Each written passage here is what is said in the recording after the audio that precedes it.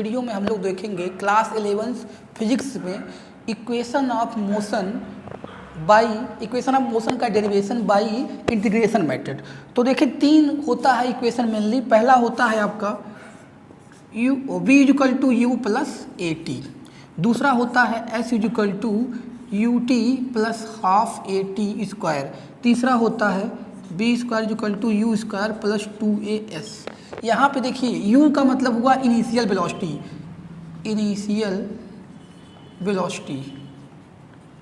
अब initial velocity का मतलब यहाँ पे समझने की ज़रूरत करिए, आप कोशिश करिए कि यहाँ पे देखिए जो u है इनिशियल वेलोसिटी का मतलब t इक्वल टू 0 पे जो वेलोसिटी है, और b आपका है फाइनल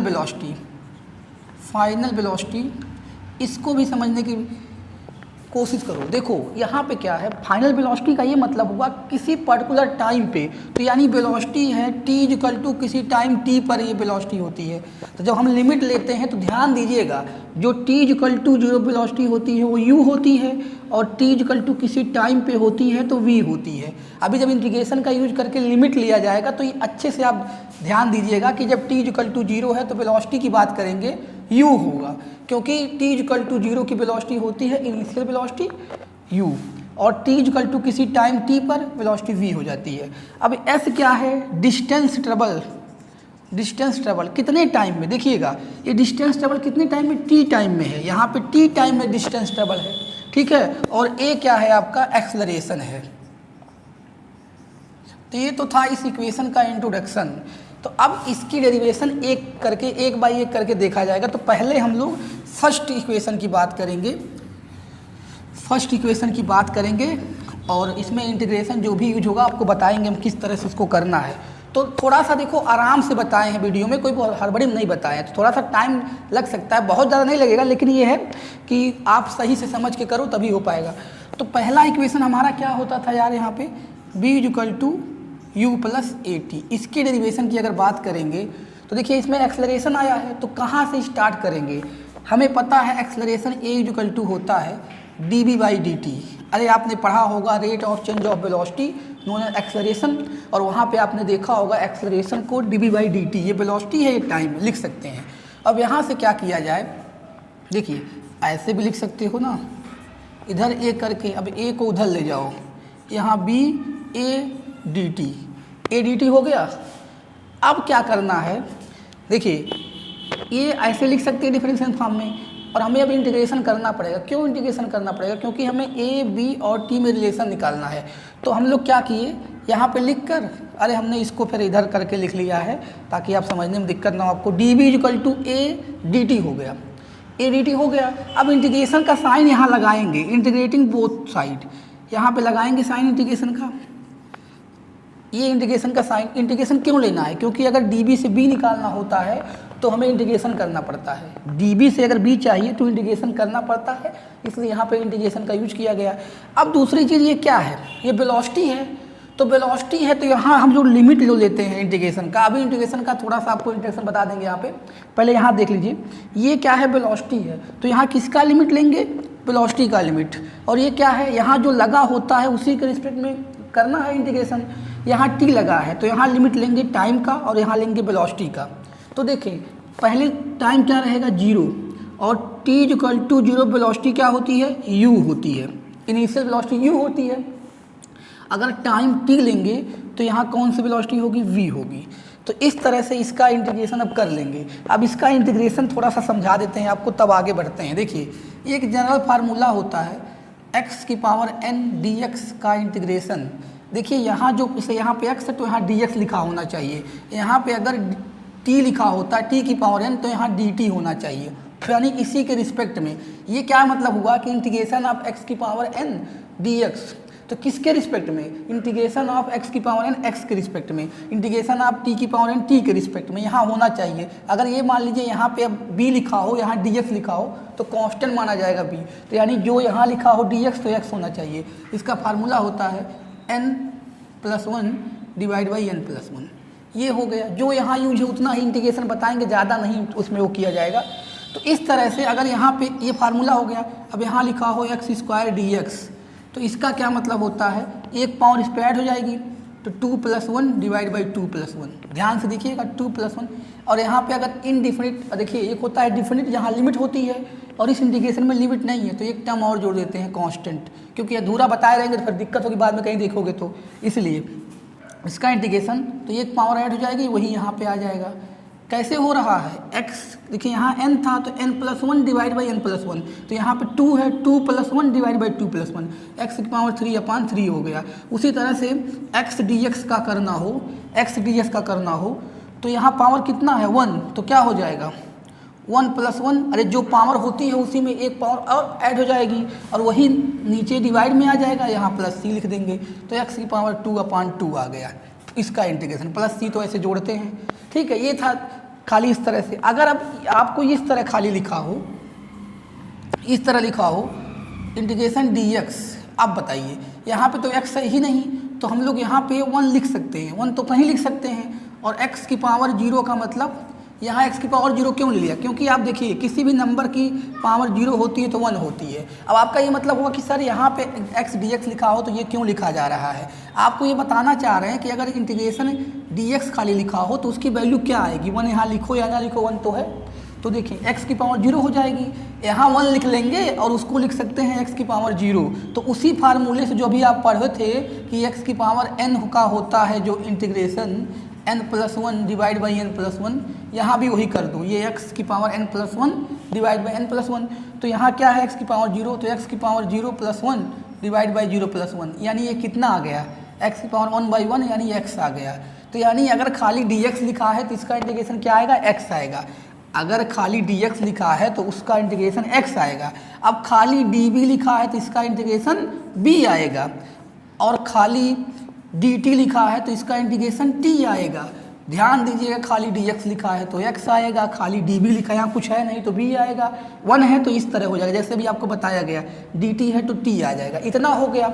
और एक चीज़ थोड़ा सा और जानना है, अब जैसे इंटीग्रेशन हम लोग जब इसका कर रहे थे x² dx का, तो आपको पता है किस तरह करना है, लिमिट भी लगा हो, जैसे यहाँ सब लिमिट लगा है, मान लो लिखा है 2 से 3 लिखा हुआ है, तो इसका जो आएगा a से b ले लो, a से b लिखा हुआ है, इसका इंटीग्रेशन क्या होगा x³ 3। कैसे हुआ, एक पावर ऐड हो जाएगी वही डिवाइड में आ जाएगा, और उसके बाद यहाँ है आपका a से b, तो एक बार x की वैल्यू b रखेंगे, आप इसे बोलते हैं अपर लिमिट, इसे लोअर लिमिट, एक बार x की वैल्यू b रखेंगे तो b³/3, एक बार x की वैल्यू a रखेंगे तो a³/3, तो इस तरह से आ जाएगा। क्या करते हैं, एक बार ये वैल्यू रखते हैं x के प्लेस पे, एक बार ये वैल्यू रखते हैं, ठीक है।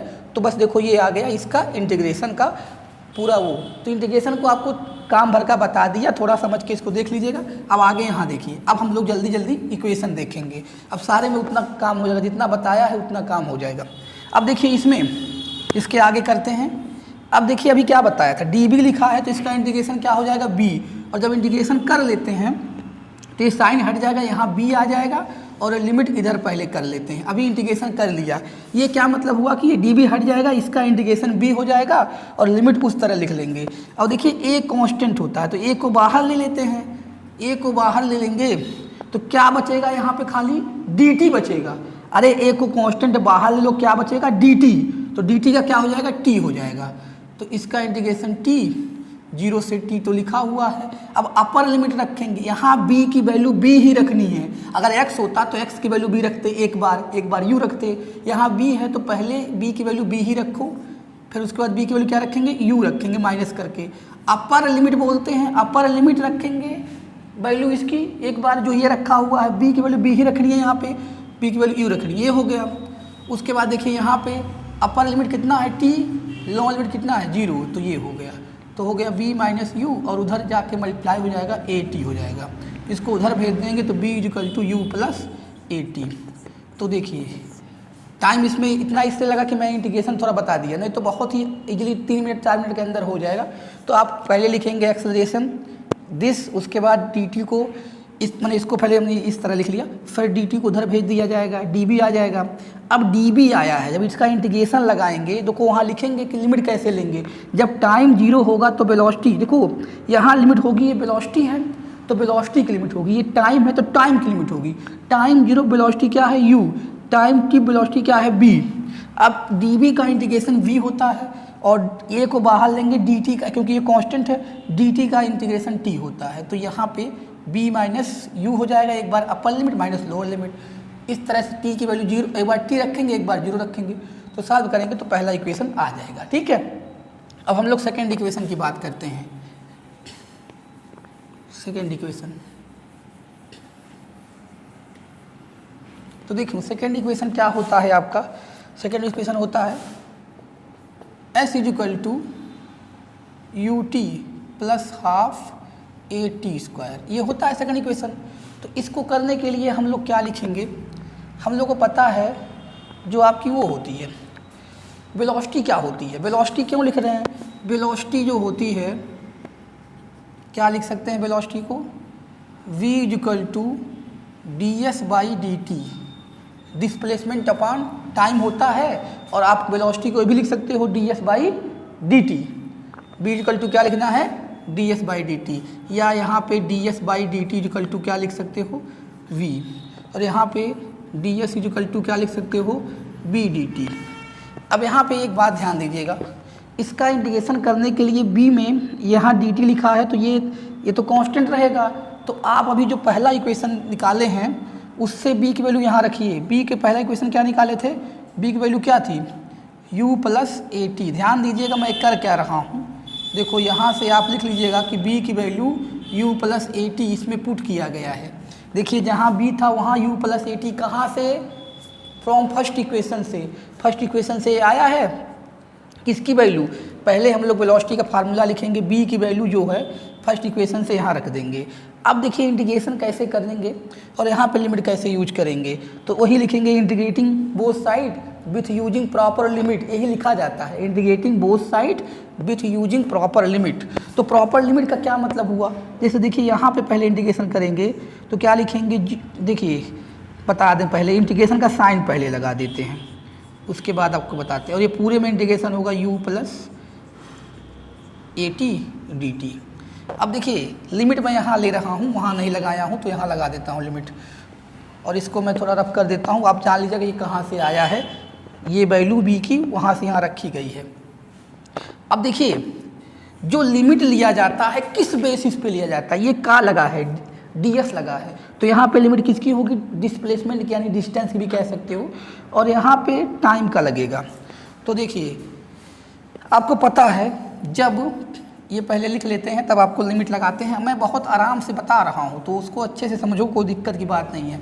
यहाँ पे जब टाइम जीरो होगा तो कोई डिस्टेंस कोई डिस्प्लेसमेंट होगा नहीं, तो यहाँ क्या क्या लिखेंगे, यहाँ भी लिखेंगे जीरो, यानी जब टाइम जीरो तो कोई डिस्प्लेसमेंट नहीं हुआ। जब टाइम t हो गया तो डिस्प्लेसमेंट क्या हो गया, s हो गया। अब देखिए कहीं कहीं आप बुक में देखेंगे जब टाइम t होगा तो यहाँ s नॉट लिया रहता है। s नॉट का मतलब कि t इक्वल टू जीरो पर भी पार्टिकल कुछ चला है, ठीक है, तो लेने की ज़रूरत नहीं है क्योंकि s equal to U T plus half A T square ही मेन माना जाता है। कहीं कहीं डेरिवेशन में ये लोग ये कर देते हैं s equal to S naught U plus half A T square, ये बुक में कहीं मिलेगा आपको। ये होता है S naught T equal to zero पे ऑलरेडी कुछ डिस्टेंस चला हो तब, ठीक है, तो वो सब नहीं ज़रूरत है यहाँ पे, तो इसलिए मैं यही खाली बता रहा हूँ। अब देखिए इंटीग्रेशन कैसे करेंगे, एक लाइन और यहाँ लिख लेते हैं। इंटीग्रेशन तो आप कर लेंगे, बस यहाँ पे देखिए ये दो टर्म्स आए हैं, तो कैसे इसको लेना है, एक बार जीरो से टी यू डी टी, एक बार यहाँ इंटीग्रेशन दिख रहा है ना यार, हाँ, एक बार यहाँ पे देखिए क्या होगा, जीरो से टी। अब ये ऐसा होता है दो पार्ट में ब्रेक हो जाएगा integration, A T D T.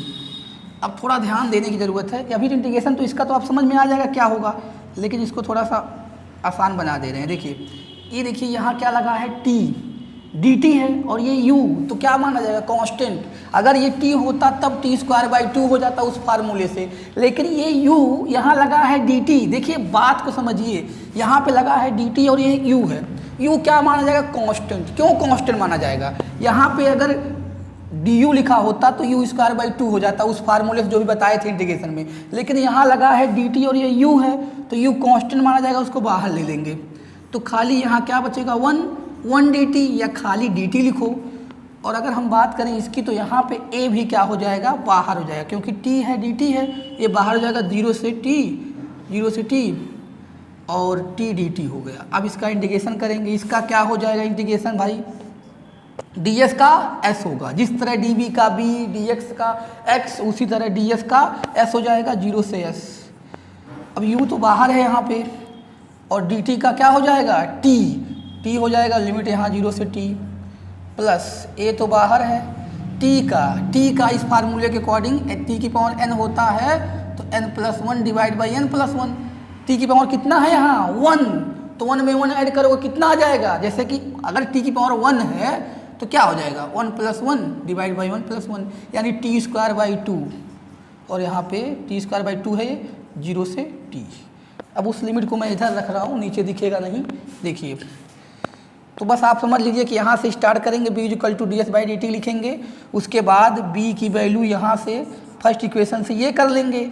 अब उसको इंटीग्रेट करना है, लिमिट कैसे रखेंगे, जब टाइम 0 होगा तो डिस्टेंस भी चला रहेगा 0, और जब टाइम t होगा तो डिस्टेंस s हो जाएगा, यहाँ पे s डिस्टेंस s हो जाएगा। अब उसके बाद इंटीग्रेशन के लिए देखिए ऐसे अलग अलग दोनों को कर लिया, जब प्लस में लिखा हुआ है u माना जाएगा कांस्टेंट क्योंकि यहाँ dt लिखा हुआ है, और यहाँ पे a माना जाएगा कांस्टेंट क्योंकि वहाँ भी dt लिखा है, तो a को बाहर ले लेंगे, t को रहने देंगे। तो इस तरह से अब इंटीग्रेशन किया गया है तो ds का s हो जाएगा, यहाँ खाली dt लिखा है तो t हो जाएगा, यहाँ t dt लिखा है t²/2 हो जाएगा। अब जो है उसका लिमिट कैसे इधर रखेंगे, देखिए अब क्या करना है, लिमिट रख देते हैं दोनों का। तो देखिए इसका लिमिट रखेंगे तो क्या हो जाएगा s-0, और उधर लिमिट रखेंगे तो देखिए u तो बाहर है, t-0 कहाँ से हो रहा है s-0, एक बार s की वैल्यू s रखनी है, एक बार 0 रखनी है माइनस करके, एक बार t की वैल्यू t रखनी है, एक बार रखनी है 0, तो ये हो गया, प्लस a तो ऐसे रहेगा, एक बार t की वैल्यू t रखनी है, एक बार रखना है 0, t²/2, जब 0 रखेंगे तो t²/2 करेंगे तो 0 ही आएगा ना, t को 0 रखेंगे तो ये आ गया। अब यहाँ से क्या हो जाएगा s, और ये इसमें मल्टीप्लाई हो जाएगा तो क्या हो जाएगा ut प्लस ये 1/2 तो है ही, 1/2 पहले ले लीजिए, ½ a t²। इस तरह से आपका सेकेंड इक्वेशन भी आ गया, ठीक है। तो अब हम लोग बात करें थर्ड इक्वेशन की।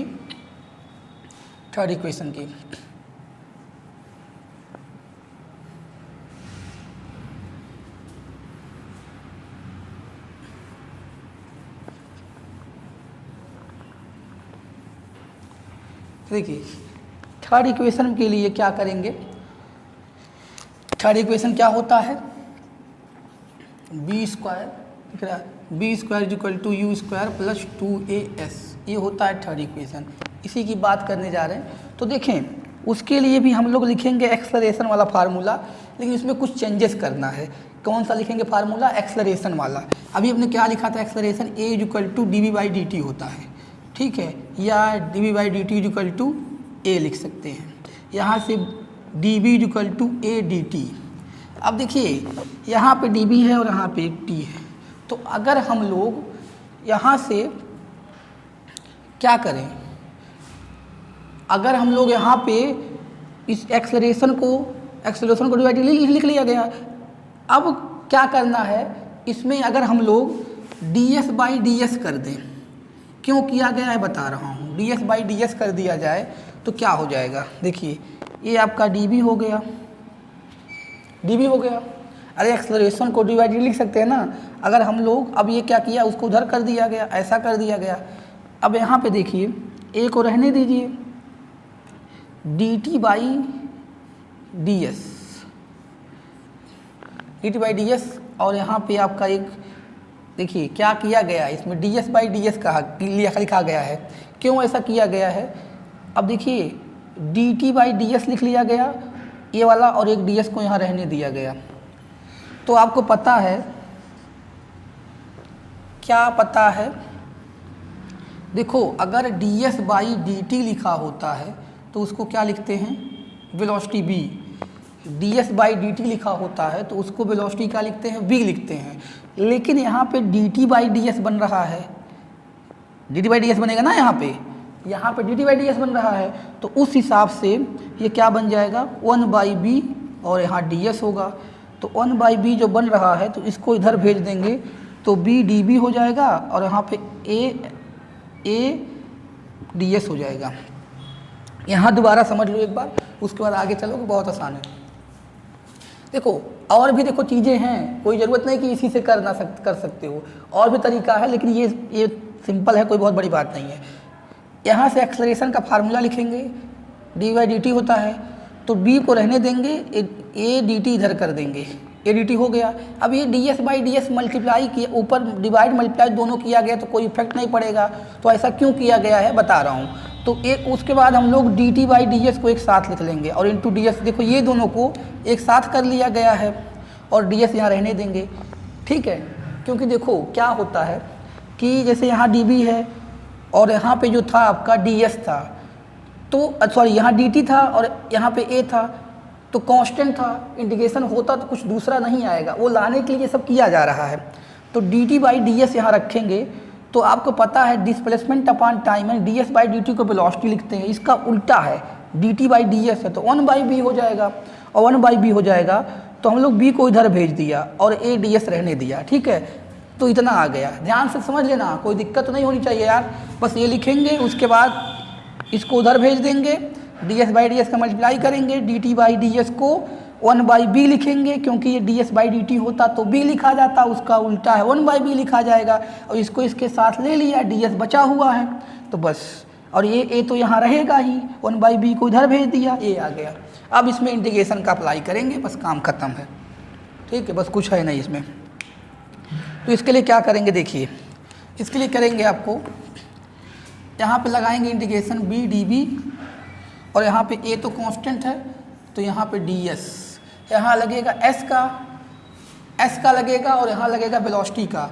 तो देखिए जब जब डिस्टेंस जीरो होगा तो वेलोसिटी कौन सा रहेगा, इनिशियल, जब डिस्टेंस s होगा तो वेलोसिटी कौन सा रहेगा, फाइनल। यहाँ b db है तो आपको पता है b लिखा हो और db लिखा हो तो b²/2, जैसे x लिखा हो dx, अभी आपको बताया था इंटीग्रेशन x²/2, इसी तरह लिखा है b db, तो क्या हो जाएगा b²/2 और ये हो जाएगा u से b, u है ये और वो b है। लिमिट तो कैसे लिए है पता है ना, कि जब डिस्टेंस जीरो है तो इनिशियल वेलोसिटी u होगी, डिस्टेंस s है तो फाइनल वेलोसिटी b होगी। शुरुआत में तो जब इनिशियल वेलोसिटी होगा तो डिस्टेंस जीरो होगा ना, अब स्टार्ट कर रहा है t = 0 पे, तो यहाँ ये हो गया, इसका ds का क्या हो जाएगा, s हो जाएगा, और 0 से s यहाँ पे रखेंगे, b के प्लेस पे b ही रखेंगे तो b²/2, फिर उसके बाद b के प्लेस पे u रखेंगे, u²/2, और यहाँ पे एक बार s रखेंगे, एक बार रखेंगे 0, तो यहाँ क्या आ जा रहा है, दोनों का एलसीएम सेम है, b²/2 = as, b² = as हो गया, b² - u²/2 = as। तो देखें अब 2 को उधर भेज दें, 2 को उधर भेज तो क्या आ जाएगा, b² - u² = 2as, या p² ये प्लस में चला जाएगा उधर, u² + 2as। तो इस तरह से आपका तीनों इक्वेशन का डेरिवेशन हो गया। अब एक बार देखो, थोड़ा सा टाइम लगा है, हालांकि ज़्यादा नहीं, 20-22 मिनट का लगा हुआ है, तो उसको आप एक बार समझ के देख लो, और कोई दिक्कत हो दोबारा देखो तो समझ में आ जाएगा, और कोई प्रॉब्लम हो तो आप कमेंट करो, उसको समझा दिया जाएगा। तो इस चीज़ को आप सही से करोगे तो कोई दिक्कत नहीं आएगी, ठीक है। तो इस वीडियो में इतना ही।